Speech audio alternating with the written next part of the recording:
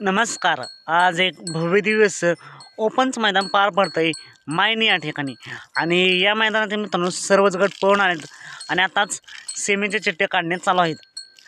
तर मित्रांनो नक्कीच सर्वांचा प्रश्न पडलाय, विठ्ठल नानाचा तेजा आज मैदानात होता का? कोणत्या गटात पळाला, गटपास झाला का? तर मित्रांनो त्याचबरोबर भोंगाचं काय झालं? तर मी जवळजवळ सर्व गट पाहिले आणि माझ्या माहितीप्रमाणे तेजा मला तरी कोणत्याच गटामध्ये पळताना नाही दिसला. तर नक्कीच तुम्हाला तेजाबद्दल काही अपडेट असेल कमेंट करून नक्कीच सांगा.